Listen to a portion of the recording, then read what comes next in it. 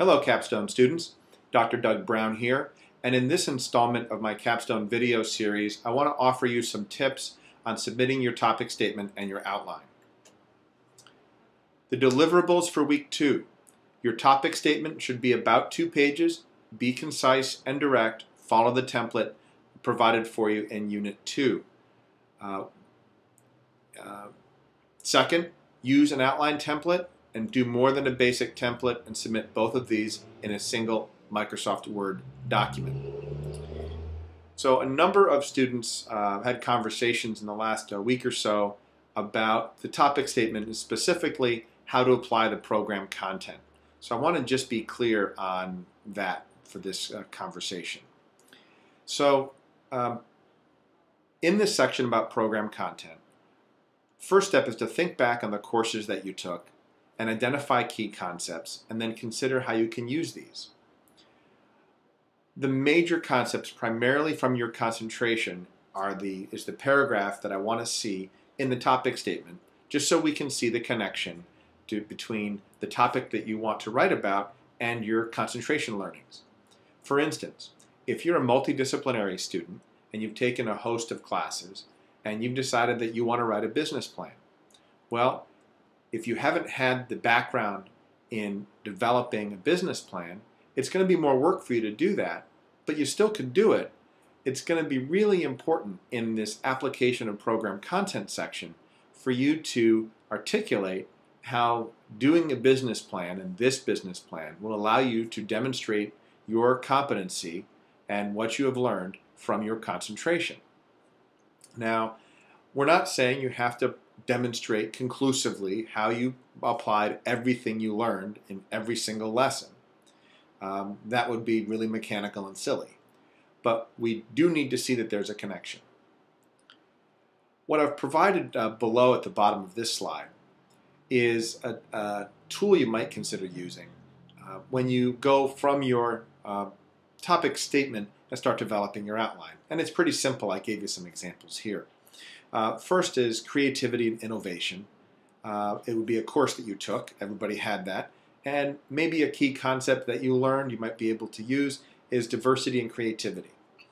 And now you make some notes for yourself on the side of how can you use this?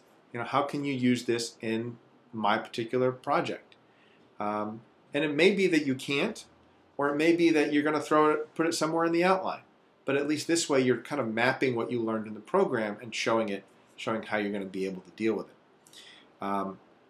Please, I'm not looking for you to do this. I don't want to see this as part of your outline. This is a tool that you can use to help you create an outline. Another example might be project management. Maybe you learned about how to develop a project charter and muster resources to get things on board, and maybe you'll use that in the management plan section of your outline. So if this is helpful for you, try it. Really what we're trying to do is to get you to make a clear connection. And here's why. We've seen a number of students who can get into the writing or late research phases of the proposal, and then they're talking to the mentor, and the mentor is asking them, well, how does this relate to your concentration, and how are you going to use what you learned in your concentration in this project? Don't let that happen to you later. Be thinking about it now. This is the time, and this is part of what the faculty is going to be wondering when they review your topic. The next thing I wanted to talk about is the outline, real quick. Use the template and add detail. This is the part that I tell students, and I wanted to provide an example for you. So let's say in section 3 is your opportunity statement, and your project might be around improving leadership practices at your company to improve employee retention I got of twice there, sorry about that, of engineers on the production line. So that might be your big bullet. What we're looking for is at least that, but ideally you would have thrown a few ideas below that, what I've indicated as 1, 2, and 3 here, so that we can kind of see how you'd be approaching that. So in this case, I thought about, well, the productivity is below what it can be because of some factor, if you have an idea what that is, or you might have to research that. Leaders provide conflicting direction. That might be something you're going to research. And employees are leaving because of leadership issues. but give us in your outline some sense of where you're going to go.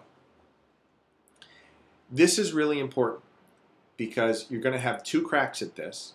One is at the end of week 2 coming up, and one is at the end of week 3.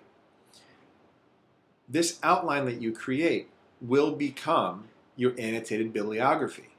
As you do your research, for example, in 3A1 in this slide, productivity is below what it can be, that's where you'd put your research.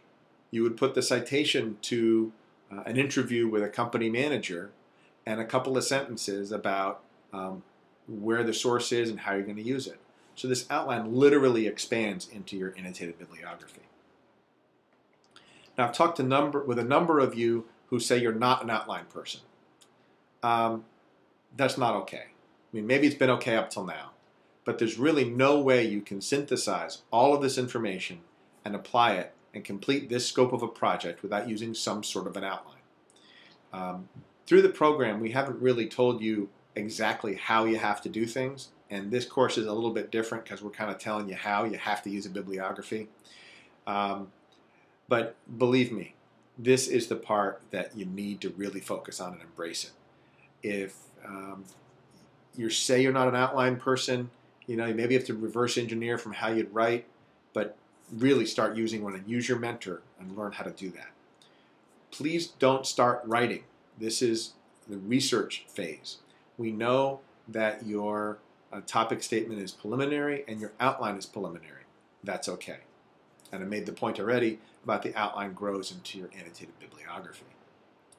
Your topic statement, again, just to recap, just about 2 pages. We're not looking for a 5-page paper. Be concise and direct. Don't assume that your faculty, that people reviewing it, have read everything in the discussion boards. They haven't, although I have. Your outline, people keep asking me about page lengths, and I hate to talk about page lengths, but I will. A good quality outline could be 2 to 4 excellent pages. If you do a 10-page outline, that doesn't make it better. We want to see good thinking. Now, if you happen to do a really long outline, that's okay. But it's not about the number of pages. Really, it's all about quality of thinking. So I hope this is helpful for you. I'm available to chat with you as needed. And so I wish you success in doing these topics.